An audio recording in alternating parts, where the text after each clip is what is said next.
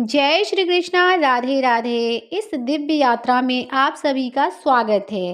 हे कृष्ण, जो भी भक्त इस वाणी को सुन रहा है उनके जीवन में आपकी कृपा बनी रहे और हर कष्ट दूर हो। बिना देरी किए श्री कृष्ण के अमृत वाणी का रसपान करते हैं। आइए अद्भुत यात्रा की ओर बढ़ते हैं।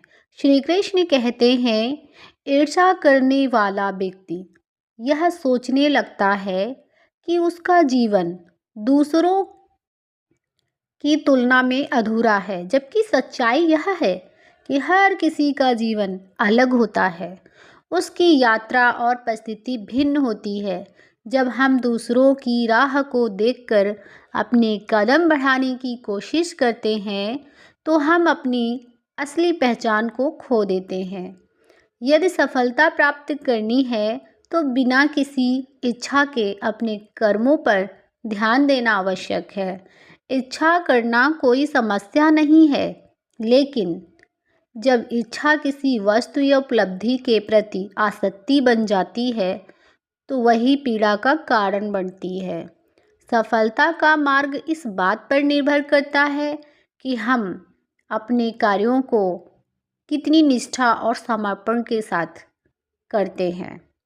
जब हम बिना फल की चिंता किए कार्य करते हैं, तब हमारा पूरा ध्यान केवल उस प्रयास पर होता है जो हमें अपने लक्ष्य तक पहुंचाने वाला है।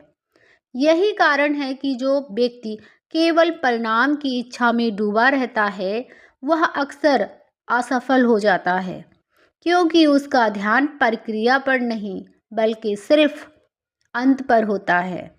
सफलता उन्हीं को मिलती है जो स्वयं को हर दिन पहले से बेहतर बनाने का प्रयास करते हैं। जो लोग दूसरों की उपलब्धियों से प्रभावित होकर निराश हो जाते हैं, वे अपना मार्ग भटक जाते हैं। हमें यह समझना होगा कि किसी की सफलता में हमें रोक नहीं सकती और ना ही हमारी मेहनत बेकार जाती है।